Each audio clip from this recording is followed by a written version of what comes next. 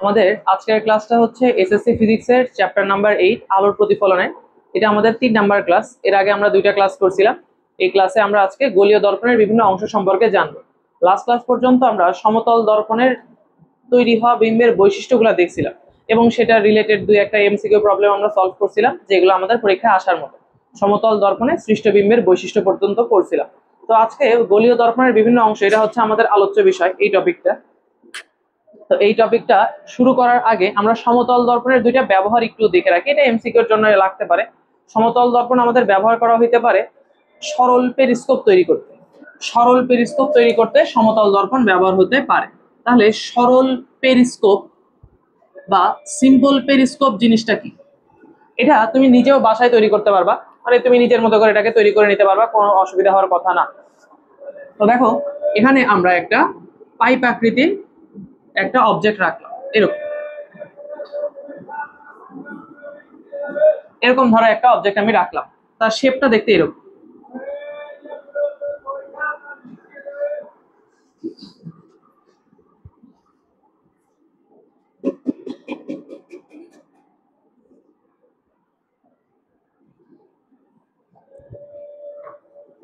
আচ্ছা দেখো, এখানে একটা সমতল দর্পণ ব্যবহার করা হয়, যেটা নলের অক্ষের সাথে 45 ডিগ্রি কোণে রাখা। এখানেও ওই সমতল দর্পণের সমান্তরালে আরেকটা সমতল দর্পণ রাখা হয়, এটাও নলের অক্ষের সাথে 45 ডিগ্রি কোণ করে রাখা আছে। তাহলে দুইটাই যদি 45 ডিগ্রি কোণ করে রাখা হয়, তাহলে এরা কিন্তু পরস্পর সমান্তরাল হয়ে যাবে। এখন এইটার মেকানিজমটা কেমন, এখানে ধরো কোনো একজন ব্যক্তি আছে, এই ব্যক্তিটাকে যদি আমি দেখতে চাই, তাহলে এই ব্যক্তি থেকে আলোকরশ্মি প্রতিফলিত হয়ে আমাদের চোখে আসতে হবে। তো এখানে কি হয়, কোনো একটা ব্যক্তি থেকে আলোকরশ্মি এইভাবে আসে, এসে আয়নায় প্রতিফলিত হয়। আয়নায় প্রতিফলিত হয় কি হবে, পরবর্তী আয়নায় কিন্তু চলে যাবে, এরকম ভাবে প্রতিফলিত হয়ে চলে যাবে। তারপরে এখান থেকে প্রতিফলিত রশ্মিটা আবার এই দিকে চলে আসে। আবার দেখো, যদি একটা আলোক রশ্মির জায়গায় আরো একটা আলোক রশ্মি আসে, যদি আমি পরিপূর্ণ বিম্ব দেখতে চাই, তাহলে কিন্তু পা থেকে মাথা পর্যন্ত প্রত্যেকটা অংশ থেকে আলোক রশ্মি প্রতিফলিত হয়ে আমাদের চোখে আসতে হবে। তা আমি দুইটা রশ্মি দিয়ে দেখানোর চেষ্টা করতেছি। তাহলে এখানে এরকম দর্পণে আপতিত হলো, তারপর এখান থেকে আবার সে কি হবে, প্রতিফলিত হবে, এরকম প্রতিফলিত হয়ে গেল। তাহলে এখান থেকে আরেকবার প্রতিফলিত হবে। প্রতিফলিত রশ্মিদ্বয়, এখানে যদি আমরা দর্শকের চোখ কল্পনা করি, এখানে যদি আমরা দর্শকের চোখ কল্পনা করি, তাহলে এই পাশ থেকে তাকালে দেখো এই ব্যক্তির বিম্ব কিন্তু তার চোখে তৈরি হবে। সমতল দর্পণের যে সমস্যাটা হয় সেটা হচ্ছে বিম্ব কিন্তু উল্টা হয়ে যায়, সমতল দর্পণে বিম্বের পার্শ্ব পরিবর্তন ঘটে। কিন্তু দেখো এখানে প্রতিফলন হচ্ছে দুইবার, এখান থেকে একবার আলোক রশ্মিগুলা এই দর্পণে, এই সমতল দর্পণে প্রতিফলিত হবে। সমতল দর্পণে প্রতিফলিত হওয়ার কারণে কি হবে, এখানে কিন্তু বিম্বের একবার পার্শ্ব পরিবর্তন ঘটবে। তবে এখানে যখন আরেকবার সমতল দর্পণে প্রতিফলিত হবে, তখন আরো একবার পার্শ্ব পরিবর্তন হবে। এবং দুইবার যদি পার্শ্ব পরিবর্তন হয়, তখন কিন্তু বিম্ব আর উল্টা দেখা যাবে না, তখন কিন্তু সোজা বিম্বই দেখা যাবে। এইভাবে করে আমরা এরকম একটা কোনো একটা প্রতিবন্ধক এড়িয়ে আমরা কোনো বস্তুকে দেখার কাজে সরল পেরিস্কোপ ব্যবহার করতে পারি। কোথায় কোথায় এটা ব্যবহার করা হয়, আমরা ভিড় এড়িয়ে খেলা দেখতে পারি, খেলা দেখার জন্য। এখন এই জিনিসটা কিরকম ভাবে কাজ করে, তখন দেখো স্টেডিয়ামে কিন্তু অনেক মানুষ খেলা দেখে, সবার হাইট যে সমান হবে এমন কোনো কথা না। কারো হাইট ধরো একটু কম, সে খেলাটা দেখতে পারতেছে না, তার কারণ কি, তার সামনে থাকা ব্যক্তিরা অনেক লম্বা, সে কিন্তু উঠে দাঁড়াইলেও খেলাটা স্পষ্টভাবে দেখতে পাচ্ছে না। এখন তার হাতে যদি আমরা এরকম একটা সরল পেরিস্কোপ ধরাই দিই, তাহলে সে ধরো এই সরল পেরিস্কোপটাকে এইভাবে ধরলো, এরকম করে যদি আমি সরল পেরিস্কোপের এই জায়গায় তাকাই, তাহলে উপরের এই অংশ থেকে আলোক রশ্মি প্রতিফলিত হয়ে আমার চোখে আসবে, তখন কিন্তু আমি স্পষ্টভাবে দেখতে পাবো। তাহলে আমি নিচে তাকাচ্ছি আমি এখানে, কিন্তু আলোক রশ্মি আমি এই বরাবর যে আলোক রশ্মিগুলো আসতেছে সেটা দেখতে পাবো। এইভাবে ভিড় এড়িয়ে খেলা দেখার কাজে ব্যবহার করা হয়। তোমরা অনেক সময় টম এন্ড জেরি কার্টুন দেখে থাকবা। তো টম এন্ড জেরি কার্টুনে মাঝে মাঝে টমকে দেখা যায় এরকম একটা গাড়ির ভিতরে সে থেকে, গাড়ির ভিতরে থেকে সামনে জেরিকে সে ধাওয়া করে। তো এমন একটা সময় কি করা হয়, দেখবা যে গাড়ির ভিতরে কোনো একটা নলের মাঝখানে সেরকম চোখ রাখে এবং গাড়ির উপরে পাইপের মাথায় টমের চোখটা দেখা যায় শুধুমাত্র। এরকম কোনো সিনারিও তোমরা দেখে থাকলে, ও যে যন্ত্রটা ব্যবহার করছে সেটাই হচ্ছে সরল পেরিস্কোপ। তো সরল পেরিস্কোপের সাহায্যে ভাবে ভিড় এড়িয়ে আমরা খেলা দেখতে পারি। আর কি কাজে ব্যবহার করা যায়, যুদ্ধক্ষেত্রে শত্রুর গতিবিধি পর্যবেক্ষণে আমরা এটা ব্যবহার করে থাকি। তো যুদ্ধক্ষেত্রে শত্রুর গতিবিধি কিভাবে আমরা পর্যবেক্ষণ করতে পারি, যুদ্ধক্ষেত্রে দেখতে অনেকগুলো বাংকার থাকে। বাংকার মানে ধরো যে মাটি খুঁড়ে সেখানে ক্যাম্প করে আর কি, মানে মাটির ভেতরে একটু ক্যাম্প করার চেষ্টা করে, মাটি খুঁড়ে বাংকার বলে এগুলা। তো এই যে ক্যাম্প গুলো সে করে, সেখান থেকে সামনে কোনো শত্রু আসতেছে কিনা সেটা বোঝার জন্য যদি সে মাথা তোলে, মাথা যদি তোলে তাহলে কিন্তু শত্রুর চোখে পড়ে যাওয়ার একটা সম্ভাবনা আছে, শত্রু তোমাকে দেখতে পারবে। তখন তুমি কি করবা, বাংকারের ভিতরে বা মাটির ভিতরে বসে থাকে এরকম একটা সরল পেরিস্কোপ ব্যবহার করবা। সরল পেরিস্কোপ ব্যবহার করে এখানে যদি তাকাও, তাহলে উপর থেকে ধরো যে এটা হচ্ছে বাংকারের মাটির লেভেল, এটা হচ্ছে মাটির লেভেল, তো এখানে তুমি নিচে বসে থাকে উপর থেকে কোনো শত্রু আসতেছে কিনা সেটা তুমি দেখতে পারবে। আরেকটা কি করা হয়, সাবমেরিনে ব্যবহার করা হয়। সাবমেরিনে ব্যবহার করা হয়, যদিও সাবমেরিনে এই জাতীয় পেরিস্কোপ ব্যবহার করা হয় না, আরো অনেক উন্নত জাতের পেরিস্কোপ ব্যবহার করা হয়। তাহলে সাবমেরিনেও আমরা কি করি, শর্ট পেরিস্কোপ ব্যবহার করে থাকি। সাবমেরিনের ভেতরে বসে থাকে, উপরের থেকে আমি সামনে কোনো প্রতিবন্ধক আছে কিনা সেটা দেখতে পারবো। তো এই জাতীয় কাজে সরল পেরিস্কোপ ব্যবহার করা হয়ে থাকে। আর একটা যন্ত্র আছে যেখানে সমতল দর্পণ ব্যবহার করা হয়, তোমাদের বই আছে দেখবে, ক্যালাইডোস্কোপ।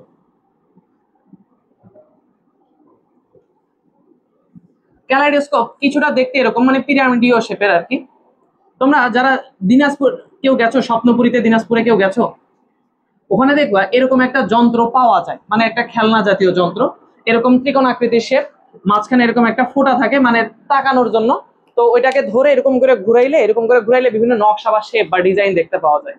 তো এইরকম করে হচ্ছে ক্যালাইডোস্কোপ তৈরি করা হয়। ক্যালাইডোস্কোপ মোটামুটি কাজটা কিরকম আমি যদি তোমাকে দেখানোর চেষ্টা করি, দেখো এই যে তিনটা স্কেলকে, তিনটা আয়না কল্পনা করো, তিনটা আয়নাকে আমরা এরকম ত্রিভুজ আকৃতির করে এখানে আমরা ধরে রাখবো। ধরো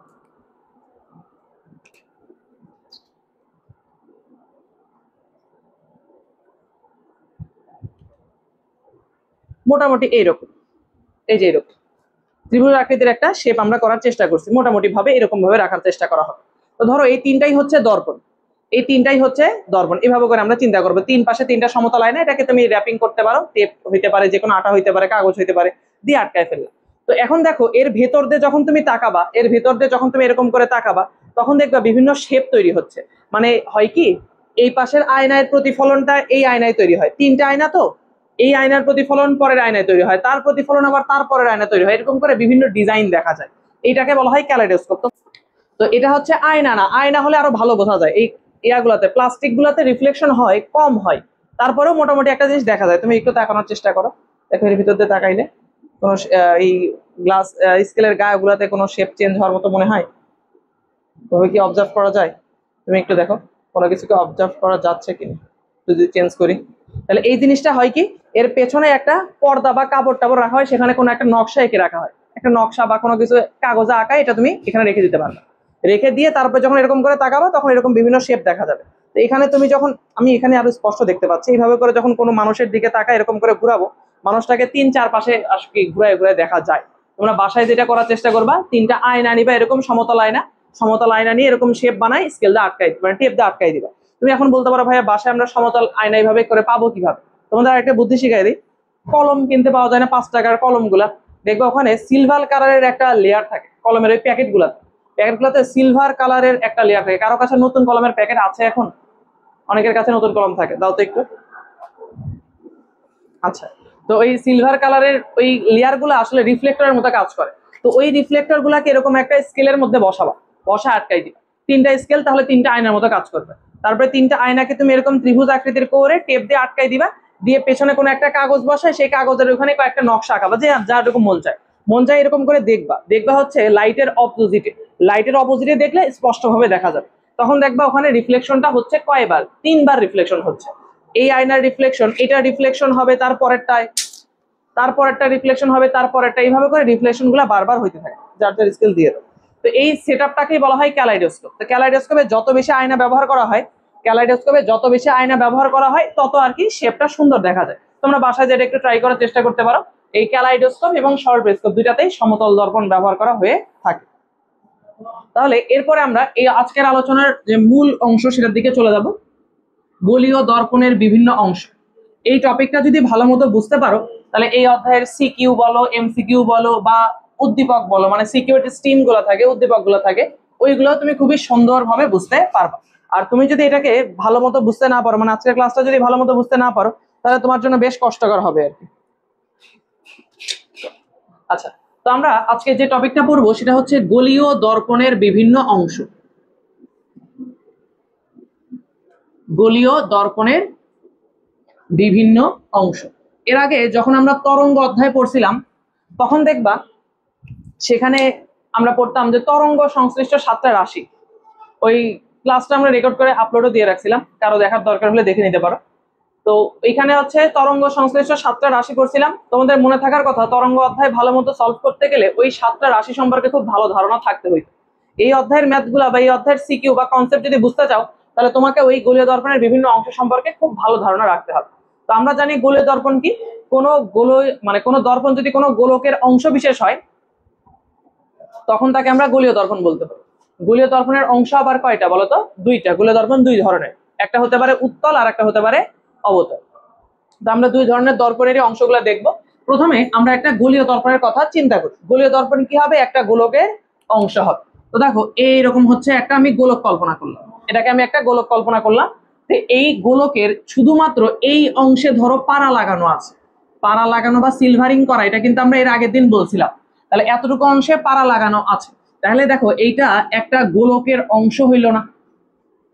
পুরোটুকু তো আসলে রিফ্লেক্টর বা পুরোটুকু তো আয়না না, আয়না হচ্ছে এখান থেকে এই পর্যন্ত। তাহলে এইটুকু একটা গোলকের অংশ, এইটুকু একটা গোলকের অংশ, তাই এটার নাম গোলীয় দর্পণ। গোলীয় দর্পণের মধ্যে এটা আবার কোন দর্পণ?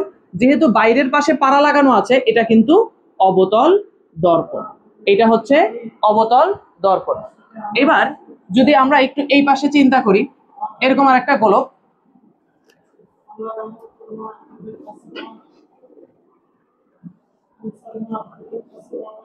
এরকম করে যদি আমরা একটা গোলক চিন্তা করি, এই গোলকের এবার ধর আমি ভেতরের পাশে পাড়া লাগাচ্ছি, ভেতরের পাশে এইভাবে পাড়া লাগাচ্ছি, এরকম করে ভেতরের পাশে আমরা পাড়া লাগাই দিলাম।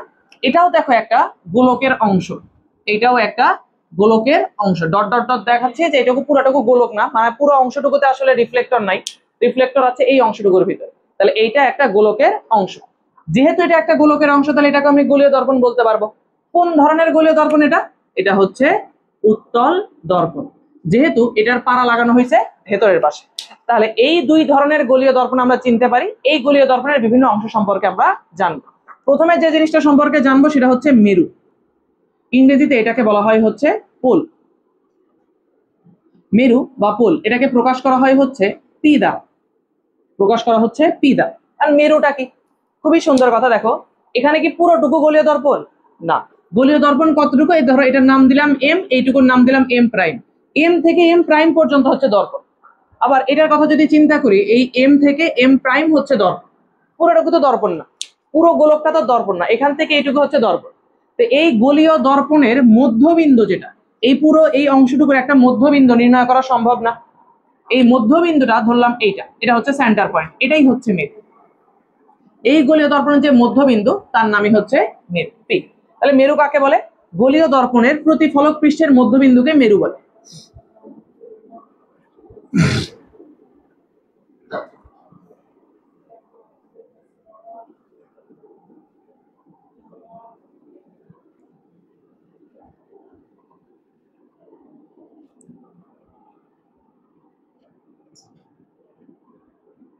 গোলীয় দর্পণের প্রতিফলক পৃষ্ঠের মধ্যবিন্দুকে আসলে মেরু বলা হয়ে থাকে। মেরু কাকে বলে? প্রতিফলক পৃষ্ঠের মধ্যবিন্দু। প্রতিফলক পৃষ্ঠ হচ্ছে এম থেকে এম প্রাইম পর্যন্ত, এর মধ্যবিন্দু হচ্ছে মেরু, এটাকে প্রকাশ করা হয় হচ্ছে পি দ্বারা। তাহলে মেরু যদি আমি চিনে থাকি, এরপরে যেটা আমরা চিনবো সেটা হচ্ছে বক্রতার কেন্দ্র। ইংরেজিটা হচ্ছে সেন্টার অফ কার্ভেচার।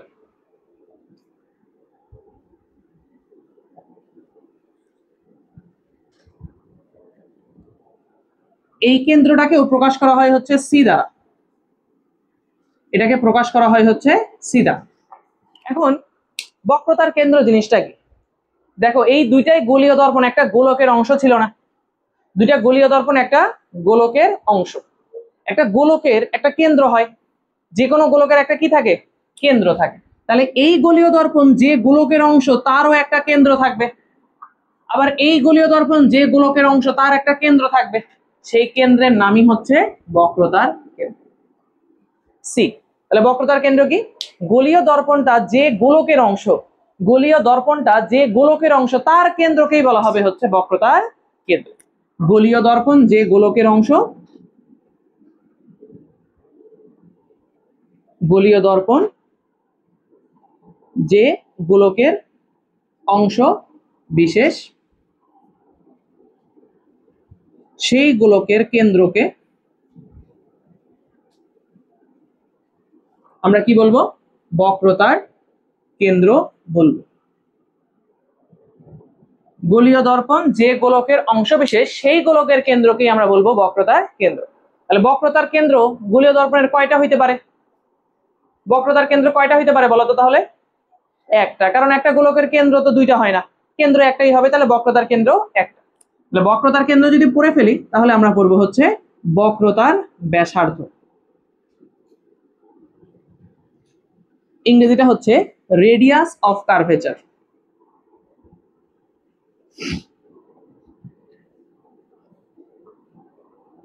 এটাকেও প্রকাশ করা হবে হচ্ছে অন্যান্য বক্রতা ব্যাসার্ধের মতো আর দ্বারা, অন্যান্য যে কোনো ব্যাসার্ধের মতো এটাকে আর দ্বারা প্রকাশ করা হয়ে থাকে। আর হচ্ছে বক্রতার ব্যাসার্ধ। তাহলে বক্রতার ব্যাসার্ধটা কি? দেখো এই যে গোলীয় দর্পণটা এটা একটা গোলকের অংশ, এটা একটা গোলকের অংশ। এই গোলকের কেন্দ্রকে আমরা বলবো বক্রতার কেন্দ্র, এবং এই গোলকের যে ব্যাসার্ধ সেই ব্যাসার্ধের নামই হচ্ছে বক্রতার ব্যাসার্ধ। দেখো এখান থেকে যদি এইটুকু আমরা একটা রেখা টানি, এটা কি এই গোলকের ব্যাসার্ধ বলা যাবে না? আবার যদি এখান থেকে আমরা টানি এইটুকুকে বক্রতার ব্যাসার্ধ বলা যাবে। ওই গোলকের ব্যাসার্ধ মানেই বক্রতার ব্যাসার্ধ। তাহলে আমরা এখানে একটু লিখি একই জিনিস, আমি একটু ডট ডট দিয়ে লিখি। গোলীয় দর্পণ যে গোলকের অংশবিশেষ সেই গোলকের, আগে ছিল কেন্দ্র এখন হলো ব্যাসার্ধ, সেই গোলকের ব্যাসার্ধকে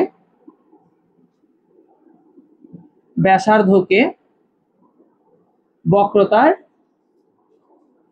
ব্যাসার্ধ বলে।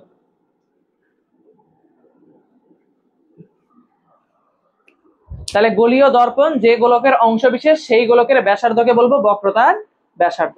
আচ্ছা বক্রতার ব্যাসার্ধ কি শুধু এতটুকুই হতে পারে? অন্য যে কোনো জায়গায় বক্রতার ব্যাসার্ধ হইতে পারে না। দেখো আমি যদি এখান থেকে এরকম একটা রেখা টানতাম, এইটুকুকেও কি আমি বক্রতার ব্যাসার্ধ বলতে পারবো না? ব্যাসার্ধ হইলেই হইল।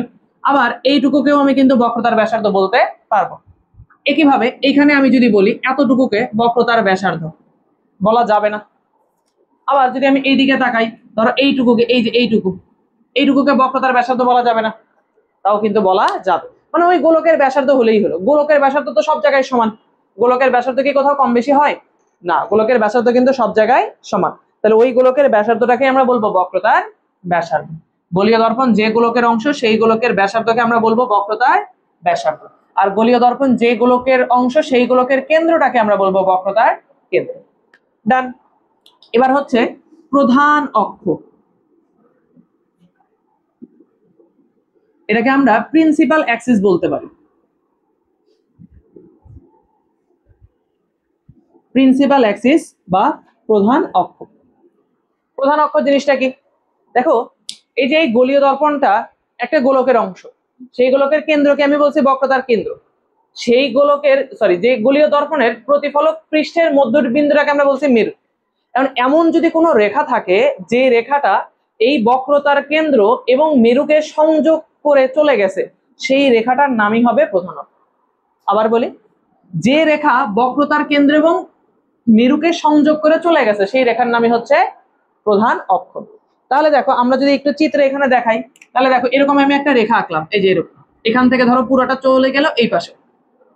তাহলে লাল কালারের এই রেখাটা বক্রতার কেন্দ্র এবং মেরুকে সংযোগ করে চলে গেছে না?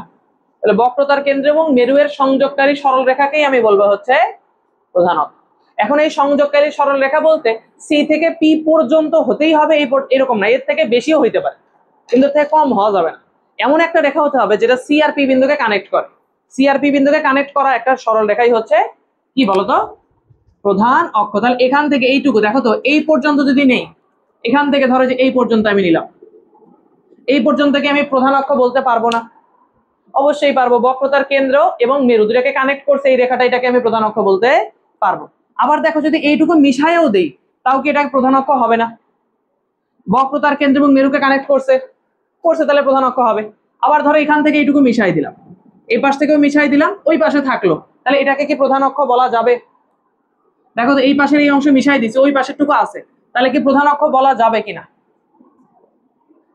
যাবে না? যাবে, কারণ বক্রতার কেন্দ্র এবং মেরুকে সংযোগ করছে। আমি ধরো এবার কি কাজ করলাম, এতটুকু রাখলাম, বলতো এবার ওই পাশ থেকে এতটুকু বর্ধিত করা আছে, এখন কি এটাকে প্রধান অক্ষ বলা যাবে? না, মেরুকে কানেক্ট করছে কিন্তু বক্রতার কেন্দ্রকে কানেক্ট করতে পারে। তাহলে প্রধান অক্ষ জিনিসটা কি? গোলীয় দর্পণের বক্রতার কেন্দ্র এবং মেরু এর সংযোগকারী যে সরল রেখা বা মেরু বিন্দু দিয়ে গমনকারী সরল রেখাকেই আমরা বলবো প্রধান অক্ষ। কোন দুইটা বিন্দুকে কানেক্ট করতে হবে বলতো? বক্রতার কেন্দ্র এবং মেরু। আমি পুরোটুকু না লিখে মূল অংশ লিখতেছি।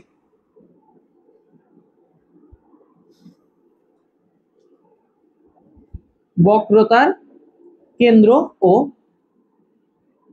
মেরু বিন্দু দিয়ে গমনকারী সরল রেখা, এই সরল রেখাকেই আমরা বলবো হচ্ছে প্রিন্সিপাল অ্যাক্সিস বা প্রধান অক্ষ। তাহলে বলো তো এরকম প্রধান অক্ষ কয়টা হওয়া সম্ভব? প্রধান অক্ষ কয়টা হওয়া সম্ভব? একটাই, কারণ কেন্দ্রবিন্দু একটা, মেরু বিন্দু একটা। তাহলে এদেরকে কানেক্ট করা রেখা কিন্তু অনেকগুলো হইতে পারে না, একটাই হইতে পারে, একটা রেখাই হইতে পারে। তাহলে দেখো প্রথম চারটাকে আমরা বুঝতে পারছি। যদি বুঝতে পারি তাহলে এগুলো একটু মিশাই দিই, আমরা এখানে আবার গৌণ অক্ষ বা বাকি যে চারটা আছে সেগুলো আমরা এখানে আবার লেখার চেষ্টা করি। হ্যাঁ, মানে যদি দেখো একটা গুরুত্বপূর্ণ কোশ্চেন বলছে যে ভাই বক্রতার ব্যাসার্ধকে কি আমি প্রধান অক্ষ বলতে পারবো কিনা? তাকাও তো এই চিত্রে, এই চিত্রে ঠিক এতটুকুকে আমি বক্রতার ব্যাসার্ধ বলতে পারবো, এতটুকুকে আমি প্রধান অক্ষ বলতে পারবো, পারবো। তাহলে বক্রতার ব্যাসার্ধ আর প্রধান অক্ষ সমান হতে পারে, সবসময় হবে এমন কথা না। দেখো এখন এই যে বর্ধিত করে দিলাম, এখন এই পুরোটুকু আমরা কি বলবো? এই পুরোটুকু এটাকে হচ্ছে প্রাইমারি অ্যাক্সিস, কিন্তু পুরোটুকু কি বক্রতার ব্যাসার্ধ? না। তাহলে সবসময় বক্রতার ব্যাসার্ধ আর প্রধান অক্ষ সমান হবে না, কিন্তু হতেও পারে। ওর কোশ্চেনটাকে বুঝতে পারছো তোমরা?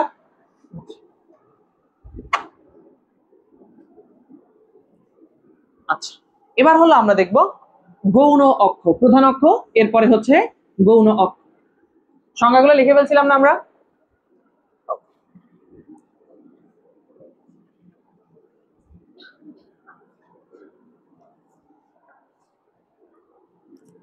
এবার হচ্ছে আমাদের 5 নাম্বার গৌণ অক্ষ। ইংরেজিতে এটাকে আমরা বলতে পারি সেকেন্ডারি অ্যাক্সিস।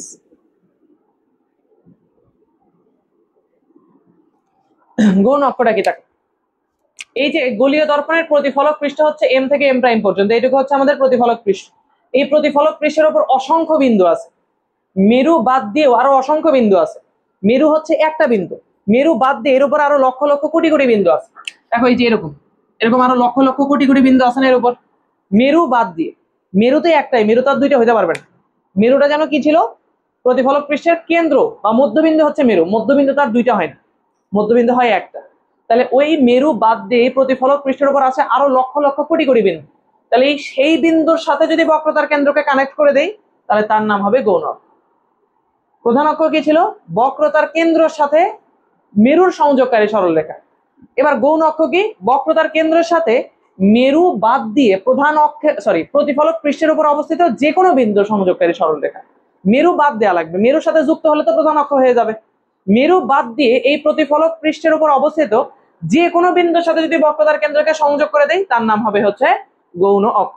যেরকম আমি যদি এরকম একটা রেখা আঁকি, বলতো এটাকে গৌণ অক্ষ বলা যাবে না, মেরু বাদ দিয়ে যোগ করছি। আবার এইটাকে গৌণ অক্ষ বলা যাবে না, বলা যাবে না, কানেক্ট তো হয়নি। কানেক্ট হয়েছে না, প্রতিফলক পৃষ্ঠের সাথে কানেক্ট হইতে হবে।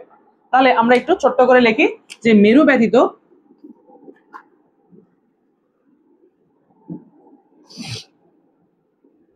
প্রতিফলক পৃষ্ঠের ওপর অবস্থিত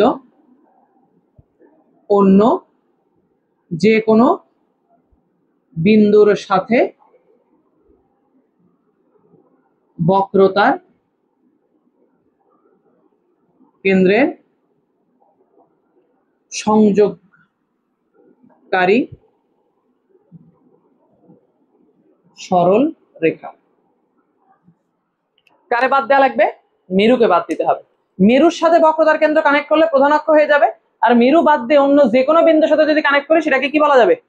গৌণ অক্ষ। তাহলে দেখ এরকম গৌণ অক্ষ কয়টা হইতে পারে? গৌণ অক্ষ কয়টা হইতে পারে?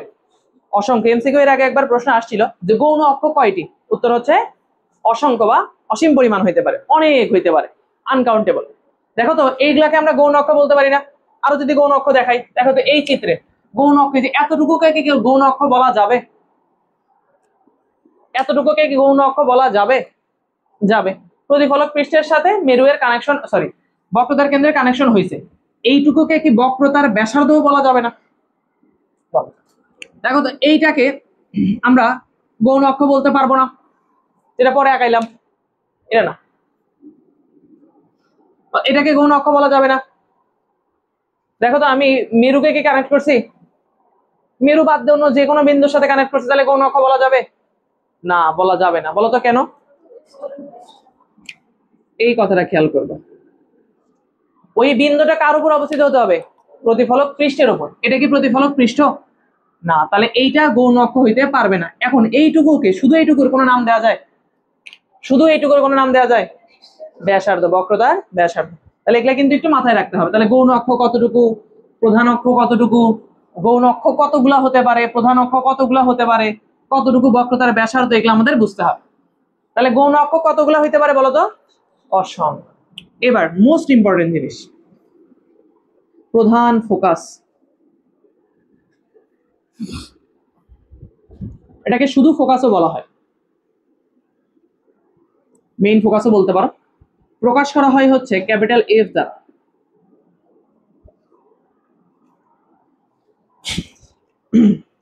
ফোকাস জিনিসটা কি, খুবই ঠান্ডা মাথায় একটু বোঝার চেষ্টা করবো।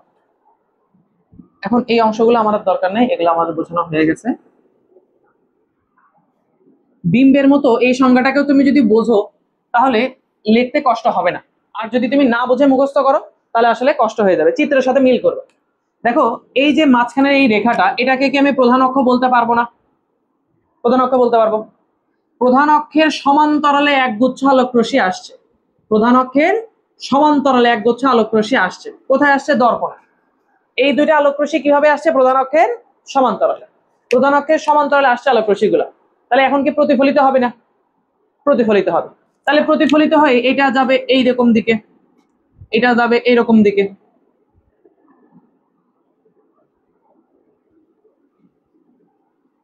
এরকম দিকে যাবে। দেখো, এটা আপতিত রশ্মির চিহ্ন আর এইটা হচ্ছে প্রতিফলিত রশ্মির চিহ্ন। তাহলে প্রধান অক্ষের সমান্তরালে যে আলোক রশ্মিগুলো আসতেছে, প্রধান অক্ষের সমান্তরালে যে আলোক রশ্মিগুলো আসতেছে, তারা প্রধান অক্ষের উপর একটা বিন্দুতে মিলিত হচ্ছে কিনা দেখো তো। প্রধান অক্ষের উপর একটা বিন্দুতে মিলিত হয়েছে। প্রধান অক্ষের উপর যে বিন্দুতে মিলিত হবে তার নামই হলো ফোকাস। তাহলে ফোকাসটা কি? প্রধান অক্ষের সমান্তরালে আপতিত আলোক রশ্মি গুচ্ছ যতগুলা খুশি আসতে পারে, আমি তো এখানে দুইটা দেখাইছি, আরো হাজারটা হইতে পারে, তারা যদি প্রধান অক্ষের সমান্তরালে আসে, প্রতিফলনের পর যে বিন্দুতে তারা মিলিত হবে তার নামই হচ্ছে প্রধান ফোকাস। এটা কোন দর্পণের জন্য দেখাইলাম? অবতল। উত্তলেও কি এমন হবে কিনা দেখো তো। দেখো, এটা হচ্ছে আমাদের প্রধান অক্ষ। এবার এই পাশ থেকে আলোক রশ্মি এসে কি কোনো লাভ হবে কিনা বলো তো? এই পাশ থেকে আলোক রশ্মি এসে কোনো লাভ হবে না। কেন হবে না? ওই পাশে পাড়া লাগানো আছে, তাহলে পাড়া লাগানো হলে তো প্রতিফলক হবে না, প্রতিফলন হবে না। তাহলে ওই পাশ থেকে আলোক রশ্মি আসতে হবে। এই পাশ থেকে ধরো প্রধান অক্ষের সমান্তরালে আলোক রশ্মি আসছে, প্রধান অক্ষের সমান্তরালে আলোক রশ্মি আসছে, বলতো আলোক রশ্মি গুলাকে ভেতরে প্রবেশ করবে? রং করা আছে, প্রতিফলিত হবে। তাহলে কার্ভটা যেহেতু এইরকম, তাহলে বাঁকায় এই দিকে পাঠাই দিবে, এরকম ভাবে পাঠাই দিল। আবার এই পাশ থেকে ধরো প্রধান অক্ষের সমান্তরালে আসছে, এইভাবে পাঠাই দিল। তাহলে দেখো, এখানেও প্রধান অক্ষের সমান্তরালে আলোক রশ্মি আসছিল, এখানেও প্রধান অক্ষের সমান্তরালে আলোক রশ্মি আসছে। এখানে প্রতিফলনের পর একটা বিন্দুতে মিলিত হচ্ছে, এখানে কি দুইটা প্রতিফলিত রশ্মি কোথাও মিলিত হওয়ার চান্স আছে? ছড়ায় যাচ্ছে, তো মিলিত হতে পারবে না। এবার আগের বারের মধ্যে যে বিম্বের মতো পেছন দিকে বর্ধিত করি, এদেরকে পেছন দিকে বর্ধিত করলে ডট ডট দিয়ে দিবা, যেটা অবাস্তব ঘটনা। বর্ধিত করলে তারা একটা বিন্দু থেকে আসছে বলে মনে হয়, বা তারা একটা বিন্দুতে মিলিত হচ্ছে বলে মনে হয়। এই যে বিন্দু থেকে আসছে বলে মনে হয় বা যে বিন্দুতে মিলিত হচ্ছে বলে মনে হয়, তার নামই হচ্ছে আমাদের প্রধান ফোকাস। বুঝতে পারছি? তাহলে প্রধান ফোকাস কিন্তু দুই দর্পণে দুই ভাবে পাওয়া যায়। এখন দুটাকে কম্বাইন করি, দেখো আগে শোনো, দুটাকে কম্বাইন করি। গোলীয় দর্পণের, দুটাই গোলীয় দর্পণ, প্রধান অক্ষের সমান্তরালে আপতিত আলোক রশ্মি গুচ্ছ, দুই জায়গায় যে আলোক রশ্মিগুলো আপতিত হচ্ছে তারা প্রধান অক্ষের সমান্তরালে আপতিত হয়েছে, আপতিত আলোক রশ্মি গুচ্ছ। তারপরে এখানেও প্রতিফলিত হয়েছে, এখানেও প্রতিফলিত হয়েছে। প্রতিফলনের পর এখানে একটা বিন্দুতে মিলিত হয়, আর এখানে একটা বিন্দু থেকে আসছে বলে মনে হয়। তাহলে এই দুইটাই হচ্ছে কি বলতো, এই বিন্দুগুলোর নামই হলো ফোকাস। তাহলে বলতো অবতল দর্পণে ফোকাস কি বাস্তব না অবাস্তব? আর উত্তল দর্পণে ফোকাসটা অবাস্তব, ওই যে মনে হয়। তাহলে প্রধান ফোকাসের সংজ্ঞাটা আমরা একটু লিখি। গোলীয় দর্পণের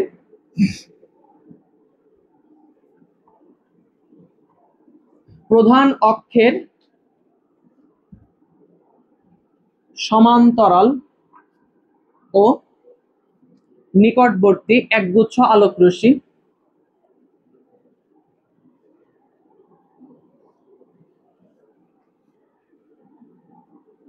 প্রতিফলনের পর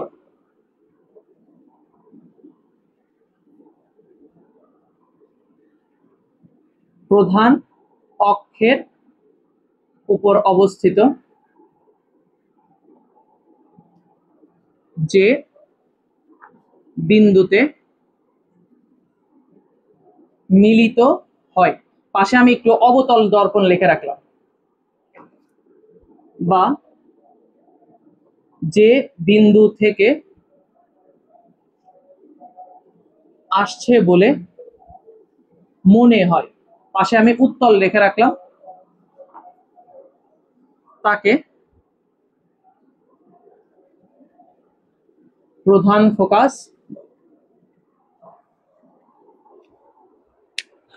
দর্পণের ফোকাস কিন্তু একটা, দর্পণের ফোকাস একটাই, অনেকগুলো না, দর্পণের ফোকাস মাত্র একটা।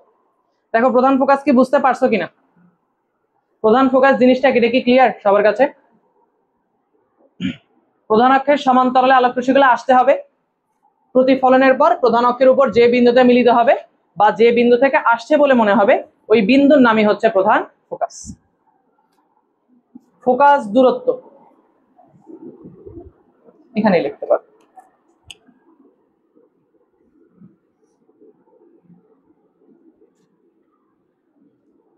ফোকাল লেন্থ বলে এটাকে।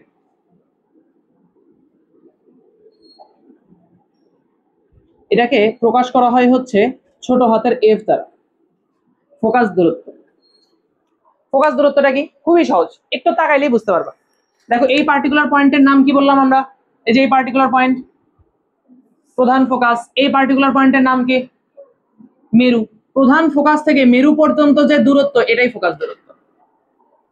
এই চিত্রে তাহলে কতটুকু? এই যে প্রধান ফোকাস থেকে মেরু পর্যন্ত যে দূরত্ব, সেটাই হলো ফোকাস দূরত্ব। ক্লিয়ার? প্রধান ফোকাস থেকে মেরু পর্যন্ত যে দূরত্ব, প্রধান ফোকাস হতে মেরু পর্যন্ত দূরত্বকে ফোকাস দূরত্ব বলে। প্রধান ফোকাস থেকে মেরু পর্যন্ত দূরত্বকে ফোকাস দূরত্ব বলে। আচ্ছা, এই যে দূরত্ব ব্যাসার্ধ, এগুলোর একক কি হয়?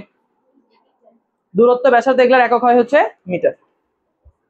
এবার একটা জিনিস একটু এখানে মনে রাখবা তোমরা, যে কোনো গোলীয় দর্পণের ফোকাস দূরত্ব বক্রতার ব্যাসার্ধের অর্ধেক, f = r/2। যে কোনো গোলীয় দর্পণের ফোকাস দূরত্ব তার বক্রতার ব্যাসার্ধের অর্ধেক হয়। এই যে এখান থেকে এতটুকুকে আমি বক্রতার ব্যাসার্ধ আর বলতাম। এই চিত্রে দেখো, এখান থেকে এই এতটুকুকে আমি বক্রতার ব্যাসার্ধ আর বলতাম না? বক্রতার ব্যাসার্ধ এইটার অর্ধেক হচ্ছে এইটা। এটার একটা জ্যামিতিক প্রমাণ আছে, আমাদের চ্যানেলে এই প্রমাণটা আপলোড দেওয়া আছে, তোমরা চাইলে একটু দেখে নিতে পারো। যদিও প্রমাণটা কখনো আসবে না, সৃজনশীল পদ্ধতিতে প্রমাণ আসে না, তারপরে তোমাদের ইচ্ছা থাকলে তোমরা একটু দেখে নিতে পারো যে ফোকাস দূরত্ব বক্রতার ব্যাসার্ধের অর্ধেক হয়। তার মানে দেখো একটু আমি যদি এখানে তাকাই, এই দূরত্ব আর এই দূরত্ব কিন্তু সবসময় কি হবে? সমান। এই যে এই দূরত্বটুকু আর এই দূরত্বটুকু সর্বদা কি হবে? সমান। ক্লিয়ার? ফোকাস দূরত্ব। লাস্ট, ফোকাস তল।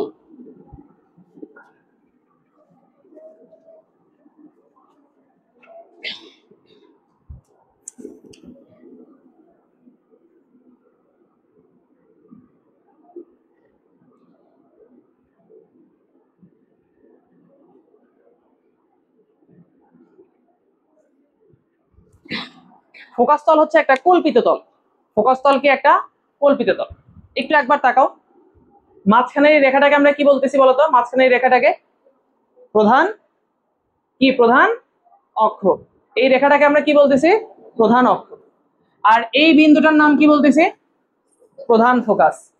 প্রধান অক্ষের সাথে প্রধান ফোকাসের মধ্য দিয়ে লম্বভাবে যে সমতল কল্পনা করা হয় এটার নামই হচ্ছে ফোকাস তল। আবার দেখো মাঝখানে এটা হচ্ছে প্রধান অক্ষ, এই বিন্দুর নাম হচ্ছে প্রধান ফোকাস। প্রধান অক্ষের সাথে প্রধান ফোকাসের মধ্য দিয়ে লম্বভাবে যে সমতল কল্পনা করা হয় তাকেই আমরা বলি হচ্ছে ফোকাস তল। প্রধান অক্ষের সাথে প্রধান ফোকাসের মধ্য দিয়ে লম্বভাবে যে সমতল কল্পনা করা হয় তার নামই হচ্ছে ফোকাস তল। এটা কল্পিত তল, এর কোনো বাস্তব অস্তিত্ব নেই। তাহলে বলো তো এই ফোকাস তলের সাথে প্রধান অক্ষের মধ্যবর্তী কোণ কত ডিগ্রি? 90 ডিগ্রি। তাহলে আমরা একটু সংজ্ঞাটা লিখে ফেলি। প্রধান অক্ষের সাথে প্রধান ফোকাসের মধ্য দিয়ে লম্বভাবে যে সমতল কল্পনা করা হয়। প্রধান অক্ষের সাথে প্রধান ফোকাসের মধ্য দিয়ে লম্বভাবে যে সমতল কল্পনা করা হয় তার নামই হচ্ছে ফোকাস তল। তো আশা করি আজকে যতটুকু পড়ানো হলো তোমরা এটা বুঝতে পারছো। যদি কারো কোনো সমস্যা থাকে অবশ্যই জিজ্ঞাসা করবা। এখনো বলো কারো কোনো সমস্যা আছে কিনা। এই কয়েকটা রাশিতে 8টা রাশি আমরা পড়লাম, 8টা রাশি বুঝতে কারো কোনো সমস্যা আছে না? তাহলে একটু সংখ্যাগুলো তুলে নাও। আজকের ক্লাস আমাদের এই পর্যন্তই। ধন্যবাদ।